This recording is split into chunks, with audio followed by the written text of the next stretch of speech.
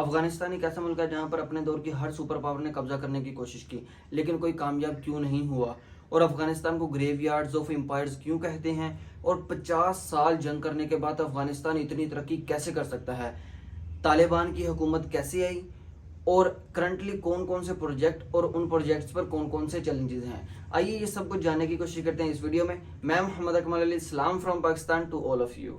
افغانستان کی ہسٹری اتنی لمبی ہے کہ اس پر ویڈیو نہیں سیریز چل سکتی ہیں، لیکن ہم ذرا اس کی ہسٹری کو بریفلی جاننے کی کوشش کرتے ہیں۔ جیسے کہ میں نے کہا کہ اپنے دور کے ہر سپر پاور نے افغانستان پر قبضہ کرنے کی کوشش کی لیکن ہر کوئی ناکام لوٹا۔ ان سپر پاورز کو دیکھتے ہیں کہ وہ کون کون سے سپر پاور تھے۔ 4 صدی میں الیگزینڈر دی گریٹ، 7ویں صدی میں عربز آئے اور 13ویں صدی میں منگولوں نے اپنا زور آزمایا۔ 19ویں صدی میں برٹش اپنا دم آزمانے آئے اور 20ویں صدی میں سوویت یونین 10 سال کی کوشش کرنے کے بعد بھاگ نکلا، اور پھر 21ویں صدی میں امریکہ کو بھی منہ کی کھانی پڑی، اور یہ سب کے سب اپنے دور کی سپر پاورز تھیں، اور اسی وجہ سے افغانستان کو گریو یارڈ آف امپائرز کہا جاتا ہے، یعنی سلطنتوں کا قبرستان۔ آخر کیا ایسی وجہ ہے کہ افغان اور طالبان کسی سے بھی نہیں ہارتے؟ اس کی ایک وجہ تو یہ ہے کہ یہ کسی کی غلامی کرنا ہی نہیں چاہتے، اور دوسری وجہ افغانستان کے سٹرکچر میں چھپی ہے۔ مطلب افغانستان کا 70% حصہ پہاڑی علاقے پر مشتمل ہے، اور یہ پہاڑ افغانستان کے چاروں باؤنڈریز پر پھیلے ہوئے ہیں، اور جب کوئی بھی فوج افغانستان پر حملہ آور ہوتی ہے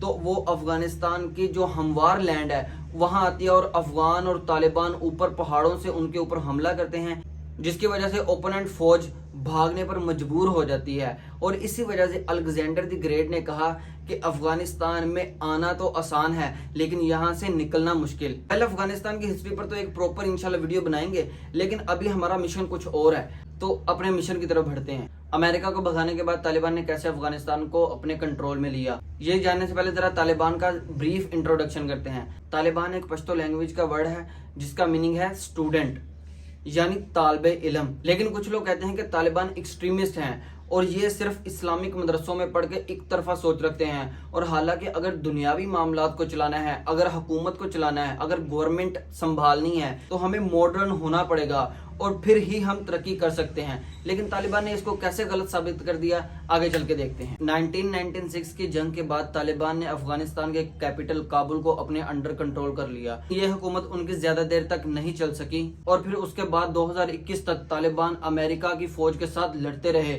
اور پھر مارچ 2021 میں امریکہ کو اپنے ٹروپس مجبوراً افغانستان سے واپس بلانے پڑے، اور پھر طالبان نے ہول افغانستان کو اپنے انڈر کنٹرول کر لیا، اور پھر آفیشیلی طالبان کی حکومت افغانستان پر آ گئی۔ لیکن طالبان کی حکومت آنے کے بعد امریکہ سمیت ناروے، سویڈن، جرمنی جیسی اور بھی کنٹریز نے اپنی فورن ایمبیسیز کو افغانستان سے شٹ ڈاؤن کر دیا اور افغانستان سے بائیکاٹ کر دیا۔ طالبان کی حکومت آنے کے بعد افغانستان کی عوام میں بھی خوف نظر آیا اور لوگوں نے کابل ایئرپورٹ کے ذریعے بھاگنے کی کوشش کی، لیکن طالبان حکومت نے لوگوں کو یہ انشور کروایا کہ ہم ڈیموکریٹک گورنمنٹ لے کے آئیں گے اور کسی پر ظلم نہیں کیا جائے گا۔ اور جب 1996 کی جنگ میں طالبان نے جب کابل کو اپنے انڈر کنٹرول کر لیا تھا، لیکن اس کے بعد امریکہ نے ٹائم ٹو ٹائم طالبان پر حملے کیے، جس کی وجہ سے انہوں نے بہت سارے طالبان کو اپنی قید میں لے لیا، ان میں سے کچھ انہوں نے بگرام ایئر بیس اور کچھ گوانٹانامو جیل میں بند کر دیے، اور ان لوگوں سے طالبان کی انفارمیشن نکلوانے کی کوشش کی، لیکن امریکہ اس چیز میں ناکام رہا۔ جو طالبان کے ساتھی اس وقت امریکہ نے قید کیے تھے، سب سے پہلے طالبان نے اپنی حکومت آنے کے بعد ان کو جیل سے رہا کروایا، اور ان میں سے اپنے خاص بندوں کو صوبوں کا گورنر لگا دیا اور کچھ کو دوسرے اہم عہدے دے دیے۔ لیکن ورلڈ وائڈ طور پر زیادہ تر لوگوں کا یہی پرسپیکٹو تھا کہ طالبان حکومت زیادہ دیر تک نہیں چل سکے گی، اور اس کی ایک بڑی وجہ یہ بھی تھی کہ امریکہ نے $9 بلین افغانستان کے فریز کر دیے تھے، اور امپورٹ اور ایکسپورٹ پر بھی پابندی لگا دی تھی، جس کی وجہ سے مسلم کنٹریز چاہتے ہوئے بھی افغانستان کی مدد نہیں کر سکی، اور اس سے ہوا یہ کہ افغانستان میں حالات خراب ہونا شروع ہو گئے اور ڈالر 80 سے 120 پر چلے گیا، اور پھر طالبان نے اپنا امپلیمنٹیشن سسٹم سٹرونگ کرنا شروع کر دیا، اور افغانستان کی پبلک پر تو ویسے ہی ان کی انفلوئنس تھی، تو انہوں نے اسی انفلوئنس کو استعمال کرتے ہوئے اسٹرکٹنس کرنے شروع کی اور پرائسز کی ایک اپر لمٹ سیٹ کی۔ اس بات کا حکم دیا کہ جس بندے نے یہ پرائس کو کراس کیا تو اس کو ہیوی پینلٹی لگے گی، اور ہر پروونس میں طالبان نے اپنی طالبان پولیس کو امپلیمنٹ کیا اور ہر جرم کی سزا اسلامک قانون کے مطابق کر دی۔ जैसे चोरी करने वाले का हाथ काट दिया जाएगा और जिना करने वाले को 100 कोड़े या फिर संसार कर दिया जाएगा और खून का बदला खून, और इस जैसे तमाम इस्लामिक कानून इम्प्लीमेंट कर दिए और इस पर स्ट्रिक्टली इम्प्लीमेंट करवाया गया, और जो चोरी करता उसके फिर हाथ काटे जाते और हर सज़ा को बिल्कुल ऐन उसी के मुताबिक दिया जाता। तो फिर इससे हुआ ये कि करप्शन लेवल 0 पर पहुंच गया और इन्फ्लेशन डिक्रीज होना शुरू हो गई, और विद इन 6 मंथ तालिबान ने $180 से डॉलर को वापस 80 पे ले आए।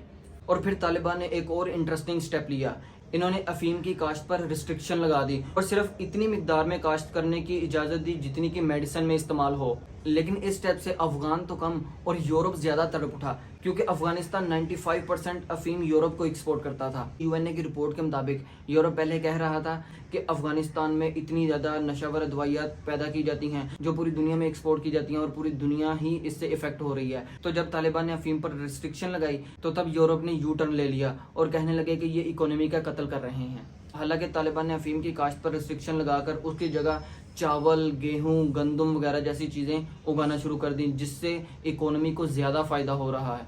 और करंटली अफगानिस्तान में मेगा प्रोजेक्ट स्टार्ट हैं जो कि अफगानिस्तान की इकोनॉमी को बहुत जल्दी बूस्ट कर देंगे। जिनमें से first and the most famous जो प्रोजेक्ट है वो है कोश टीपा कैनाल, जो कि सबसे बड़ा मैन मेड आर्टिफिशियल रिवर है। 285 किलोमीटर लंबा होगा और इससे 5,50,000 हेक्टर्स ज़मीन को बंजर ज़मीन से काश्त वाली ज़मीन में बदलने में मदद मिलेगी। और ये अम्मू रिवर से निकल के अफगानिस्तान के नॉर्दर्न एरिया को पानी सप्लाई करेगा। और इसमें सबसे हैरानगी की बात तो ये है कि ये प्रोजेक्ट 0% फॉरेन एड पर बन रहा है, मतलब बाहर की कंट्री से 1 रुपया भी मदद नहीं ली गई इस प्रोजेक्ट के लिए। और जब ये प्रोजेक्ट स्टार्ट किया गया था तो लोगों की परसेप्शन तो ये थी कि ये प्रोजेक्ट मुकम्मल नहीं हो सकता, लेकिन तालिबान ने ये साबित कर दिया कि अगर इरादे मजबूत हों तो खुदा की मदद भी आकर रहती है। और करंटली ऑलमोस्ट 50% ये रिवर बन भी चुका है। और तालिबान का कहना ये है कि ये बंजर ज़मीनों को ज़रखेज़ ज़मीनों में बदलकर उसकी जगह गेहूं, चावल और गंदम उगाएंगे और 50% तक गंदम एक्सपोर्ट करने के भी काबिल हो जाएंगे। और जब ये प्रोजेक्ट 2022 में स्टार्ट किया गया था तो एक्सपेक्टेशन ये थी कि ये 2028 तक मुकम्मल हो जाएगा। और करंटली सूरत हाल ये है कि जितनी तेज़ी से ये काम चल रहा है, अब एक्सपेक्टेशन ये है कि ये 2025 तक 3 साल पहले ही ये प्रोजेक्ट मुकम्मल कर लिया जाएगा और 2 साल के अंदर अफगानिस्तान इतनी मिकदार में गंदम पैदा करना शुरू हो जाएगा कि ये 50% तक गंदम बाहर के मुल्कों को एक्सपोर्ट भी कर सकें। और दूसरा मेन प्रोजेक्ट TAPI पाइपलाइन, जो कि 1800 किलोमीटर पर मुश्तमिल है, और ये पाइपलाइन तुर्कमानिस्तान से लेकर अफगानिस्तान और पाकिस्तान और इंडिया तक भी गैस पहुँचाएगी। और थर्ड रिंग रोड प्रोजेक्ट, इसमें 3200 किलोमीटर पर मुश्तमिल एक रोड बनाया जा रहा है जो कि अफगानिस्तान की इंटरनल सिटीज़ को आपस में मिलाएगा, जिससे रीजनल ट्रेड में बहुत आसानी पैदा हो जाएगी। और कासा 1000 प्रोजेक्ट, जिसमें हाइड्रो इलेक्ट्रिक पावर को किर्गिज़स्तान, ताजिकिस्तान से लेकर अफगानिस्तान, इंडिया और पाकिस्तान तक सप्लाई करेगा। और इसके अलावा Kabul international airport expansion project, Taliban peace process, health sector reperform project और एजुकेशनल रीपरफॉर्म जैसे और भी बहुत सारे प्रोजेक्ट्स पर काम चल रहा है जो कि अफगानिस्तान की इकोनॉमी को बहुत जल्द ही बूस्ट करेंगे। और इसके अलावा अफगानिस्तान से लिथियम के बहुत सारे ज़खायर मिले हैं जो कि इकोनॉमिकली बहुत हेल्पफुल साबित होंगे।